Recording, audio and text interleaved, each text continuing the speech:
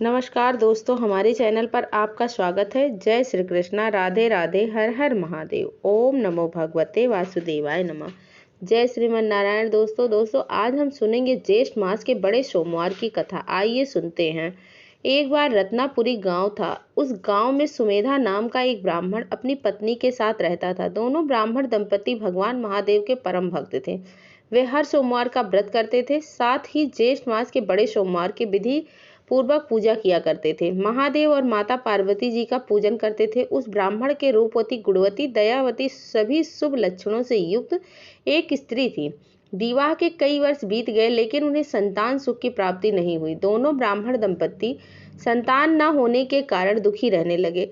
उस ब्राह्मण ने संतान प्राप्ति के लिए अनेक तरह के उपवास, दान, पुण्य किए, लेकिन सब निष्फल रहे। जब दोनों ब्राह्मण दंपति वृद्धावस्था को प्राप्त हो गए, तब एक दिन वह ब्राह्मण प्राण त्यागने निमित्त अपनी पत्नी को बिना बताए घर से निकल पड़ा और घने जंगल में जाकर एक सूखे कुएं में कूद पड़ा।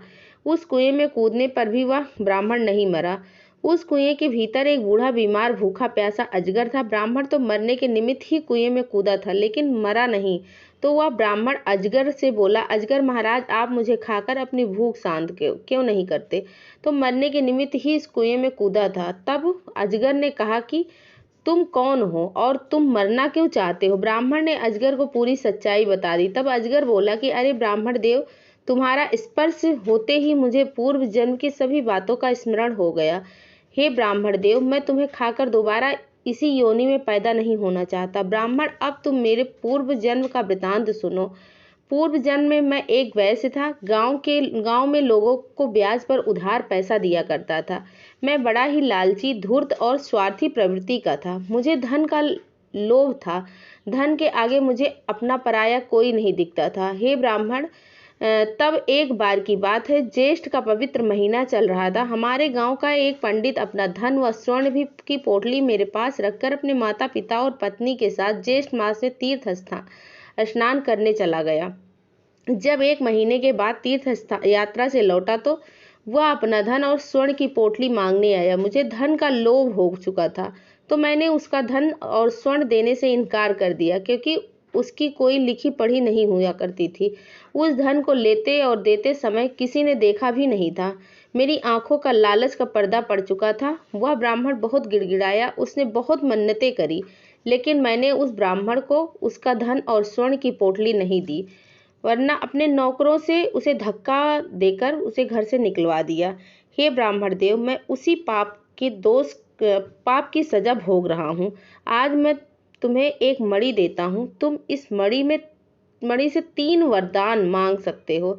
जब तुम 3 वरदान मांग लोगे तो यह मणि अपने आप अदृश्य हो जाएगी। लेकिन हे ब्राह्मण देव, इससे पहले तुम मुझे अपने पुण्य का फल सौंप दो, ताकि मेरी मुक्ति हो जाए। तब उस ब्राह्मण ने अपने ज्येष्ठ मास के बड़े सोमवार का पुण्य का फल अजगर को सौंप दिया, जिससे उसी क्षण उस अजगर को मुक्ति मिल गई और वह अजगर दिव्य देह त्याग धारण करके ब्राह्मण को मणि देकर ब्राह्मण से आज्ञा लेकर शिवलोक को चला गया। फिर वह ब्राह्मण मणि लेकर घर आया। उसने आते ही अपनी पत्नी से मणि और अजगर वाली पूरी बात बताई। तब ब्राह्मण और ब्राह्मणी ने आपसी सलाह मशवरा करके मणि से 3 वरदान मांगे। पहला वरदान मांगा कि हम दोनों पति पत्नी पुनः जवान हो जाएं। दूसरा वरदान मांगा कि हमें तेजस्वी, सुंदर, गुणवान पुत्र पैदा हो। तीसरा वरदान मांगा कि हमें सुख, धन, ऐश्वर्य और भगवान शिव में हमारी भक्ति बनी रहे। यह वरदान मांगा। ब्राह्मण दंपति को तीनों वरदान देकर मणि अदृश्य हो गई। ब्राह्मण दंपति वापस जवान हो गया।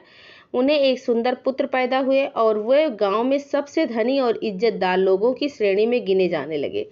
और भगवान महादेव में उनकी हमेशा भक्ति बनी रही और वे हर सोमवार का विधि पूर्वक व्रत करते रहे। भगवान महादेव और माता पार्वती जी का पूजन करते रहे और वे इस लोक से समस्त सुखों को भोग कर मरने के बाद शिवलोक को प्राप्त हुए।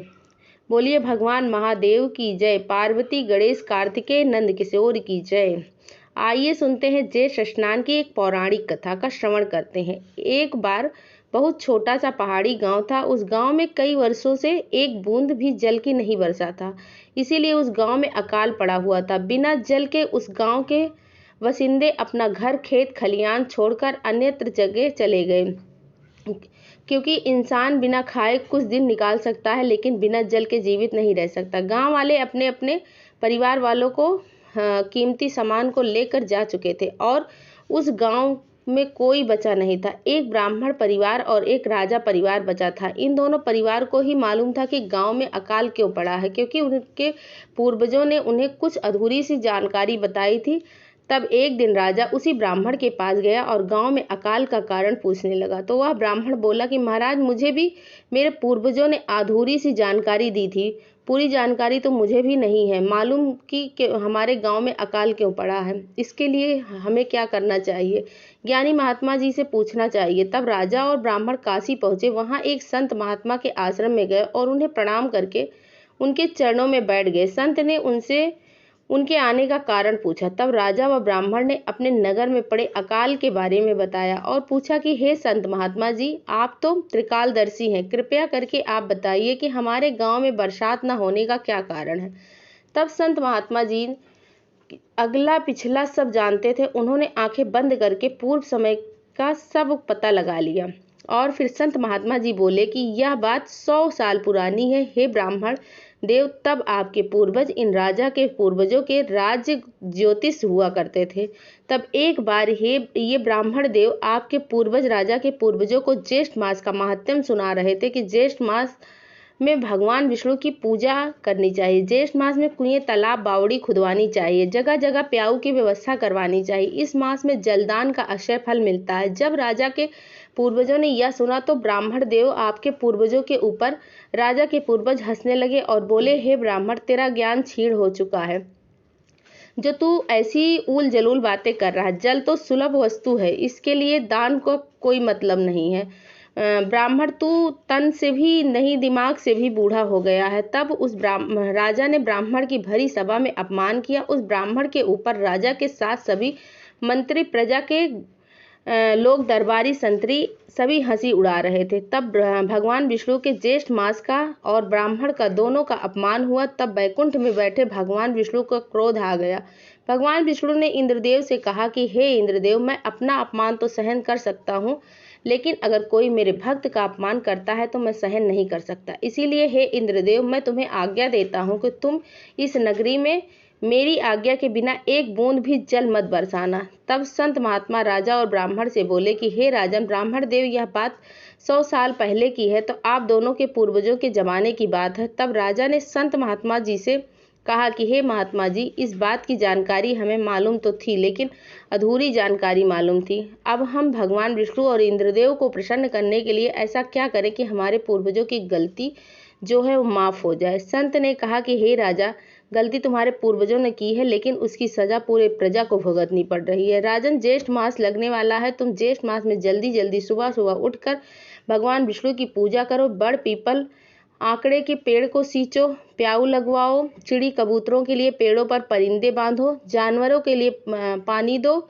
इस मास में ब्राह्मण को दही चावल का नित्य प्रतिदिन, गरीबों को, ब्राह्मणों को जूता, छाता, हाथ का पंखा, ककड़ी, शरबत, आम, तरबूज, खरबूजा का दान करो। राजा, सबसे पहले अपने इसी ब्राह्मण से अपने पूर्वजों की हुई गलती की क्षमा मांगो। तब राजा ने उसी समय ब्राह्मण के पैर पकड़कर अपने पूर्वजों की गलती की क्षमा मांगी। तब ब्राह्मण ने राजा से कहा कि हे महाराज, जो गलती आपके पूर्वजों ने करी है उस गलती को हमें ही सुधारना होगा। तब संत ने आज्ञा लेकर राजा और ब्राह्मण वापस अपने नगर को लौट आए। तब राजा ने पूरे ज्येष्ठ मास में स्नान किया, व्रत किया और जैसा संत महात्मा ने कहा था उनके कथन अनुसार जगह जगह प्याऊ लगवाई, पक्षियों के लिए पेड़ों पर पानी के परिंदे बांधे, जानवरों के लिए पानी भरवाया। साथ ही पूरे गांव भर के लोगों को वापस गांव में बुलाने के लिए मुनादी करवा दी। सभी गांव वाले अपने अपने घर पर आ गए और अपना पूरा राजकोष खोल दिया। गांव वालों और मवेशियों को जल की कोई कमी नहीं रही। पड़ोसी गांव से जल के टैंकर मंगवाए गए। राजा ने पूरी प्रजा से कहा कि पूरी प्रजा ज्येष्ठ मास का स्नान करे और बड़, पीपल और आंकड़े के पेड़ की पूजन करे।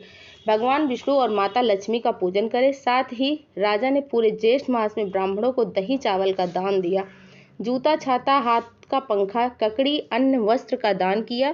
साथ ही राजा ने पूरे ज्येष्ठ मास में ब्राह्मण के चरणों को धोकर अपने सिर पर छिड़का। इसी तरह राजा ने साथ ही साथ पूरी प्रजा ने ज्येष्ठ मास का सेवन किया। तभी अचानक ज्येष्ठ मास की पूर्णिमा तिथि के दिन पूरे गांव में घनघोर काली घटाएं छा गई। यह देखकर सभी इंद्रदेव और विष्णु भगवान की स्तुति करने लगे। तभी जोर जोर से बिजलियां कड़कने लगी, मूसलाधार बारिश होने लगी। सभी के चेहरे प्रसन्नता से खिल उठे। तब उसी रात्र को राजा के स्वप्न में उनके पूर्वज आए और राजा से बोले कि हे पुत्र, आज तुम्हारी वजह से हमें मुक्ति मिल गई। हे पुत्र, आज हम नरक को त्याग कर स्वर्ग में तुम्हारी वजह से जा रहे हैं। पुत्र, तुम हमेशा ज्येष्ठ मास का सेवन करो, पूरी प्रजा से ज्येष्ठ मास का सेवन स्नान करवाना। पुत्र, तेरा वंश हमेशा फलता फूलता रहेगा। ऐसा आशीर्वाद देकर राजा के पूर्वज स्वर्ग से आनंद सुख भोगने के लिए चले गए। तब राजा ने सुबह अपने स्वप्न वाली बात अपनी पत्नी को बताई। तभी राजा का कोषाध्यक्ष आया और राजा से बोला कि महाराज की जय हो। राजा ने कोषाध्यक्ष से पूछा कि आज इतने सवेरे आने का क्या कारण है, कहीं प्रजा पर कोई संकट तो नहीं है। कोषाध्यक्ष हाथ जोड़कर बोला कि हे महाराज, हमारा खजाना ज्येष्ठ मास में जल, अन्न, वस्त्र के दान से पूरा खाली हो गया है। लेकिन आज सुबह जब मैंने कोठार खोलकर देखने गया तो कोठियार अन्न, वस्त्र, रुपया, धन, स्वर्ण आभूषणों, अस्त्र और शस्त्रों से भरा पड़ा है। महाराज, मैं यही खुशखबरी देने आपको यहाँ आया था। तो राजा ने कहा कि अरे भाई, जय बोलनी है तो भगवान विष्णु और माता लक्ष्मी की बोलो, यह सब उन्हीं की कृपा का फल है, ज्येष्ठ मास का सेवन करने का फल है। विष्णु भगवान, हे माता लक्ष्मी, जो फल आपने राजा को दिया वही फल आप ज्येष्ठ मास में कथा सुनने वाले को देना और सुनाने वाले को भी देना। ओम नमो भगवते वासुदेवाय नमः। जय श्रीमन नारायण।